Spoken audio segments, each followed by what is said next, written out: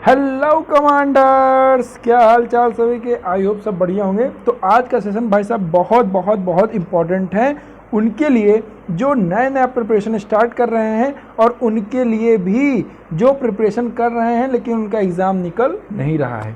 तो आज हम लोग जानेंगे कि हाँ भैया कहाँ पे जो है हम लोग की प्रिपरेशन स्ट्रेटजी में कमी है और हम लोग कहाँ पे लैग कर रहे हैं। रियलिटी बताएं, अगर हमारे समय पर ऐसी चीज़ें होती मतलब कि जैसे ऑफलाइन कोचिंग चलती थी तब अगर ऐसी होती कि अच्छे से एनालिसिस करके समझाया जाता तो आज सीन कुछ और ही होता। ठीक है, मैक्सिमम बच्चे जो हैं ऑफलाइन क्लासेस में, पहले कोचिंग में ऑफलाइन क्लास मान लो 50 बच्चे थे तो 50 में से 10 बच्चे ही रिटर्न निकाल पाते थे। क्यों? क्योंकि उनकी स्ट्रेटजी नहीं सही थी भाई।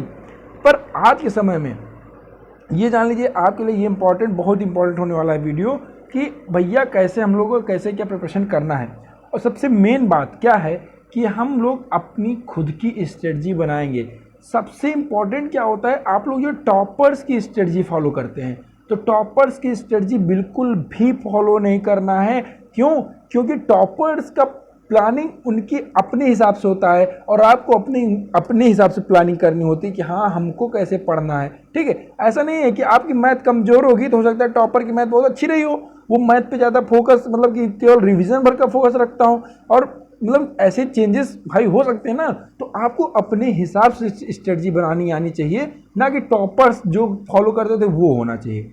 कुछ कुछ चीज़ें ले सकते हैं क्या कि डेडिकेशन ले सकते हैं टॉपर से, भाई जो टॉपर था उसका डेडिकेशन कैसा था। हाँ, क्या उसका जो कंसिस्टेंसी ले सकते हैं, मतलब हम उसकी कैरेक्टरिस्टिक्स ले सकते हैं लेकिन वो क्या करता था। हाँ, कि मतलब कि कैसे वो पढ़ता था, कैसे क्या करता था, हम ये बिल्कुल लेना चाहेंगे टॉपर से। ठीक है कि हाँ भाई वो डेडिकेटेड था, ये ले लेंगे। वो कंसिस्टेंसी मतलब पर डे 6 घंटा पढ़ता था तो आपको जरूरी नहीं कि आप 6 घंटा पढ़ेंगे तब भी निकलेगा। हो सकता है आपको 7 से 8 घंटा पढ़ना पड़े या हो सकता है आप 4 घंटे में भी पढ़ के निकाल सकते हैं, जाहिर सी बात है। तो ये चीज़ आज हम लोग सीखने वाले एकदम बिल्कुल आराम से। ठीक है, बने रहिए हमारे साथ। स्टार्ट करते हैं हम लोग। पहला स्टेप क्या है? Detail analysis. कोई बंदा, स्पेशली डिफेंस का बंदा, भाई साहब अगर आप डिफेंस की तैयारी कर रहे हैं तो आप अपना बैकग्राउंड नहीं देखते हैं कि हमारा क्या वीक है क्या स्ट्रांग है, आप बस डिफेंस में ही जाना चाहते हैं। क्यों? क्योंकि आपका जो है और डिफेंस का दिल से दिल का कनेक्शन होता है। आपको लगता है कि हाँ भैया हमारी कुछ भी हो, कैसा भी हो हमारा, कुछ स्ट्रांग वीक, हम जाएंगे तो डिफेंस में ही जाएंगे। अब एक बार आपने अब डिसीजन बना लिया, उसके बाद आप जो है प्रिपरेशन का डिसीजन बनाते हैं कि हाँ भैया अब हम तैयारी शुरू करते हैं। हाँ, तो वही चीज़ होता है। हम लोग का फर्स्ट स्टेप होगा कि डिटेल एनालिसिस। किसका? खुद का एनालिसिस करना है कि भैया हमारी क्या वीक पॉइंट है। वीक पॉइंट कहने का मतलब मान लो आपका इंग्लिश आ रहा है, मैथ आ रहा है, जीएस आ रहा है और रीजनिंग आ रहा है। ठीक, जैसे एफकेट वगैरह है, एयरफोर्स में रीजनिंग भी आती है। तो हम एग्जांपल बता रहे हैं। तो किसी का भाई मैथ वीक होगा, हाँ, जीएस अच्छा होगा, या किसी का इंग्लिश वीक होगा तो मैथ अच्छा होगा, है कि नहीं। तो आपको अपने वीक पॉइंट देखने हैं और अपने स्ट्रॉन्ग पॉइंट देखने हैं कि हमारा कौन सा सब्जेक्ट अच्छा है, कौन सा सब्जेक्ट खराब है। 11th-12th के हिसाब से ही, ये नहीं कि आप कंपटीशन के हिसाब से, 11th-12th के हिसाब से ही देखें कि हाँ कौन सा अच्छा है कौन सा खराब है। ठीक है, उसको आप अलग से समझ लीजिए। बिल्कुल आप एक बात जान लीजिए कि महाभारत में जो आप वीडियो बहुत लोग रील्स में देखे होंगे कि शकुनी मामा क्या कहते हैं कि भांजे, रणभूमि में लड़ने से पहले मनोभूमि में लड़ना अति आवश्यक है। मतलब आप जो है एग्ज़ाम में कूदने से पहले आपको पेपर पेंसिल पे वर्क बहुत करना पड़ेगा, पेपर पेंसिल लेकर कि हमारा क्या अच्छा है क्या खराब। आप रियलिटी समझ जाइए। अगर आपने इस पे अगर 3-4 दिन भी दे दिया, 3 से 4 दिन, तो आपका अगले 6 महीने के अंदर एग्ज़ाम निकल जाएगा। लेकिन अगर आप ये 3 से 4 दिन आप कुछ ना पढ़िए, केवल एनालिसिस और अपनी स्ट्रेटजी बनाइए और फिर उस पर वर्क कीजिए तो आपको अगले 6 महीने के अंदर पेपर निकल जाएगा। लेकिन अगर आपने 3 से 4 दिन नहीं दिया, केवल पढ़ रहे हैं तो आप 2 साल, 3 साल, 4 साल, 5 साल, कितने साल आप प्रिपरेशन करने वाले हैं ये आपको भी नहीं पता। ठीक, तो हमारा क्या मेन एम है कि हमने कहा आप खुद का एनालिसिस कीजिए और वीक और स्ट्रॉन्ग पॉइंट अपना नोट कीजिए कि हमारा क्या अच्छा है क्या खराब है। ठीक, इतना चीज़ समझ में आया कि नहीं? अब इतना चीज़ समझ में आने के बाद आपका दूसरा स्टेप होना चाहिए प्रीवियस ईयर एनालिसिस। भाई साहब एक बात जान लीजिए, गांठ बांध कर नोट कर लीजिए, अगर आप तैयारी शुरू कर, भाई बहुत लोग क्या करते हैं, इस प्रिपरेशन करने के बाद प्रीवियस ईयर उठाएंगे या मॉक टेस्ट देंगे। बहुत बिल्कुल 100% मत करो, एकदम घटिया, एकदम वाय हाथ ये प्रिपरेशन की स्ट्रेटजी है कि आप तैयारी शुरू करने के बाद ये देख रहे हैं। यकीन मानिए आप, हम लिख के ले लीजिए, आप जो कहेंगे हम वो करने के तैयार हो जाएंगे। पहले आपको प्रीवियस ईयर एनालिसिस करने के बाद आप प्रिपरेशन स्टार्ट करेंगे तो आपको बहुत ज़्यादा फायदेमंद होने वाला है। ठीक, तो आपको सबसे पहला काम करना है प्रीवियस ईयर का एनालिसिस करना है।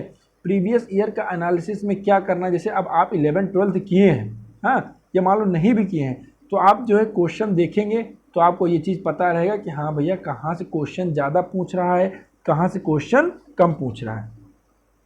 हर एक चीज़ आप जो है यूट्यूब के भरोसे मत रहा कीजिए कि हाँ हमको एनालिसिस हम यूट्यूब पे देख लें कैसे क्या है, कैसे क्या आता है। ठीक, तो आप प्रीवियस ईयर 2 से 3 प्रीवियस ईयर उठाइए। आप अगर खुद से वर्क करेंगे तो आप उस पर उसको इम्प्लीमेंट भी करेंगे। अगर आप यूट्यूब से उठा के देख लिए तो 2 से 3 दिन बाद आप उसको भूल जाएंगे, गारंटेड।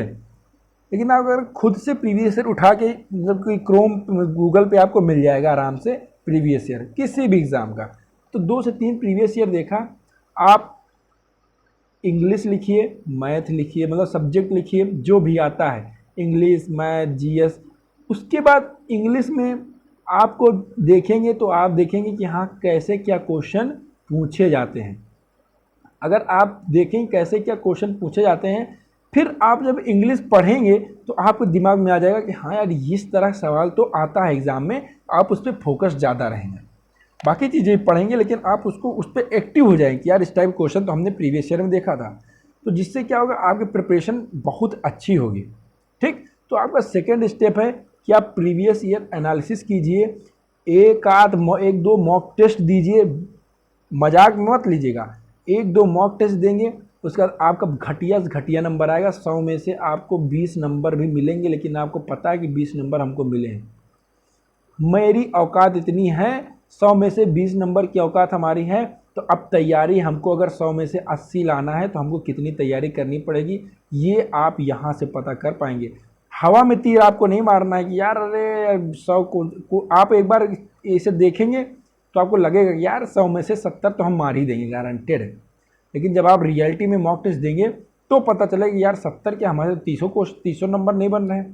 ठीक, तो प्रीवियस ईयर एनालिसिस आपको करना है और 1-2 मॉक टेस्ट देना है, तो जिससे क्या होगा आपके अंदर, जैसे आपने दंगल मूवी देखी कि नहीं, दंगल में क्या होता है, दंगल में जब वो अपनी बेटी को लड़ाने ले जाता है तो पहले दिन ही उससे बड़े बड़े लोग जो हैं, मतलब एक बार 16 साल के, एक 20 साल का, एक 22 साल का, और वो रहती है हमें लगता है 14-15 साल की, तो वो चुनती है किससे, 22 साल वाले को जो सबसे बड़ा रहता है।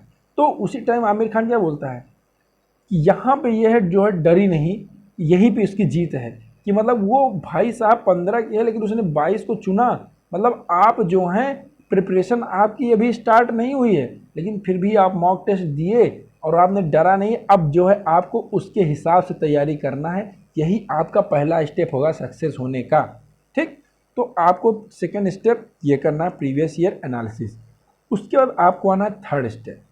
थर्ड स्टेप पे क्या करना है, आपने देखा कि हमारा वीक पॉइंट क्या है, हमारे स्ट्रॉन्ग पॉइंट क्या है। आपने देखा कि भैया प्रीवियस ईयर में ऐसे ऐसे क्वेश्चन आते हैं, इस टॉपिक से आते हैं क्वेश्चन, तो आप जो है टॉपिक से, अब जीएस वगैरह में आपको क्या करना है, जीएस में आपको कोई लूसेंट उठा लीजिए, लूसेंट में आपको प्रीफेस, मतलब जो स्टार्टिंग में जो टॉपिक लिखे होते हैं उस टॉपिक को आप लिख लीजिए और फिर क्वेश्चन देख लीजिए कि हाँ एक क्वेश्चन आया इस टॉपिक से, 2 क्वेश्चन आया कि 3 क्वेश्चन आया। ठीक, यहाँ पे आप यूट्यूब का भी हेल्प ले सकते हैं कि भैया मैक्सिमम किस टॉपिक से क्वेश्चन पूछता है, यहाँ पे आप यूट्यूब का भी हेल्प ले सकते हैं। तो उसके बाद जो है अब आपको आना है कि अपना प्रोटोटाइप, अपनी स्ट्रेटजी कैसे बनाएं, है कि नहीं। अब जो है आपको टॉपर्स को फॉलो नहीं करना है कि भैया हम वो टॉपर्स क्या है कि हम मैथ जो है 10 घंटा पढ़ते थे, हो सकता है आपकी मैथ क्या हो, बहुत स्ट्रांग हो, आपको पर डे 2 घंटे पढ़ने में ही वो हो जाए आराम से। आपकी इंग्लिश थोड़े वीक हो तो आपको इंग्लिश जो है 3 घंटा मैक्सिमम होता है, 3 घंटा इंग्लिश पे देना पड़े आपको। समझ में आया कि नहीं? तो आपको ये करना है कि आपको अपने हिसाब से स्ट्रेटजी बनाना है कि भाई हमको कितना पढ़ने की ज़रूरत है। और एक चीज़ और दिमाग में रखिएगा कि वही स्ट्रेटजी और आपको जो मिशन है उतना ही बनाना है जितना आप पूरा कर ले जाएं। जैसे डेली एक टॉपिक, जैसे वोकैब है, तो वोकैब में क्या करते हैं लोग, पर डे 50 वोकैब पढ़ लेंगे, 60 वोकैब पढ़ लेंगे, याद एक को नहीं होगा। हम कहेंगे भाई आप पर डे 50-60 वोकैब की जगह आप 15 से 20 वोकैब रखिए पर डे। 15 से 20 वोकैब, आप यकीन मानिए आप 10 से 15 वोकैब आपके दिमाग में घुस जाएगा, है कि नहीं?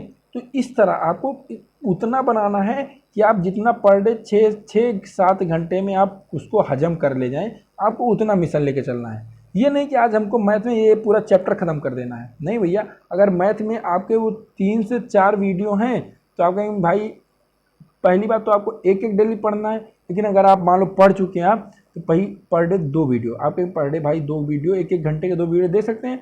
2 वीडियो पढ़िए, फिर उन दोनों वीडियो को प्रैक्टिस मारिए, जिससे आपको क्या होगा, आप 2 से 3 घंटा आप जो है मैथ पे देंगे। समझ में आया कि नहीं?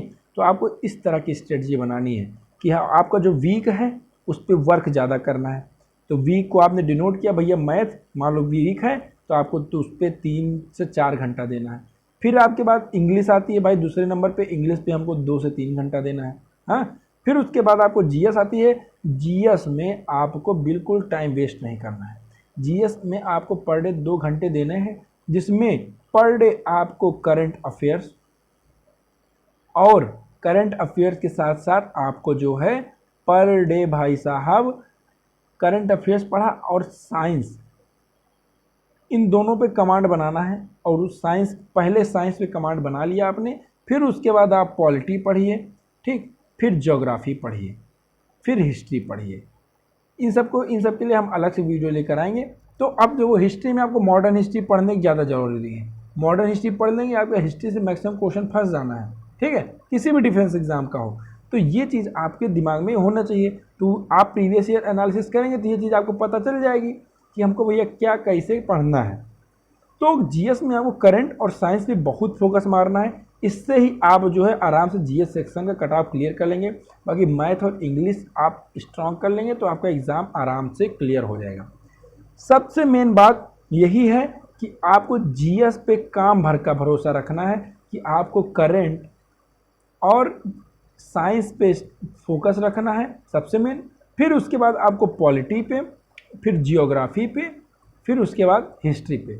यहाँ पे आप जो है अपने मतलब कि जो आपके इंटरेस्ट के हिसाब से अरेंज कर सकते हैं। लेकिन हम तो ये कहेंगे भाई पॉलिटी और जियोग्राफी पे ज़्यादा फोकस रखना, फिर हिस्ट्री पे, क्योंकि पॉलिटी और जियोग्राफी के क्वेश्चन पेट क्वेश्चन होते हैं। ये पॉलिटी में जो है पता रहता है कि हाँ ये क्वेश्चन पूछ लेगा, जियोग्राफी में भी, हिस्ट्री में भी पता रहता है कि भाई मॉडर्न हिस्ट्री से मैक्सिमम क्वेश्चन पूछ लेता है, लेकिन मॉडर्न हिस्ट्री में भी आपको क्लासीफाई करना पड़ेगा। ठीक, तो इतना समझ में आया कि नहीं आपको? तो ये था आपका थर्ड स्टेप। आई होप सबको समझ में आ गया होगा कि भैया अपना प्रोटोटाइप बनाइए और उसको फिर तुरंत हम लोग क्या करेंगे, क्रैक करेंगे एग्ज़ाम, गारंटीड। पढ़ना कैसे है पर डे? पढ़ना है हमको पर डे का आपको क्या करना है, जैसे आपको 6 घंटे का भाई पर डे का प्लान है कि हमको डेली 6 घंटे पढ़ना है। तो 6 घंटे का आपका सुबह उठते ही प्रोटोटाइप बन जाना चाहिए कि आज हमको जो है इंग्लिश में ये क्लास पढ़ना है, मैथ में ये क्लास पढ़ना है, रीजनिंग में ये पढ़ना है, जो भी हो, ठीक। फिर उसके बाद आप उसको इम्प्लीमेंट करने के लिए भाई साहब मतलब फिर आप जी जान लगा दीजिए उसको इम्प्लीमेंट करने के लिए। ये नहीं कि चलो आज एक क्लास रहेगी तो उसको अगले दिन पढ़ेंगे। जब तक वो क्लास ख़त्म हो जाए तब तक आपको रात में सोना नहीं है। आप बस इतना कर लीजिए, गारंटेड एग्ज़ाम निकल जाएगा, ये हमारा वादा है, ठीक। ये था आज का आपका जो मतलब कि जिनके लिए वो क्या है, जिसका एग्ज़ाम जो स्ट्रेटजी कहीं कहीं गड़बड़ होती है, तो और बहुत सारे लोग इस पे बात भी नहीं करते हैं। तो इसीलिए हमने सोचा ये वीडियो आपके लिए लाई जाए। आई होप सबको पसंद आया होगा। तो बने रहिए हमारे साथ, stay connected, stay safe and stay learning. मिलते हैं अगले वीडियो में, तब तक के लिए पढ़ते रहो और फोड़ते रहो।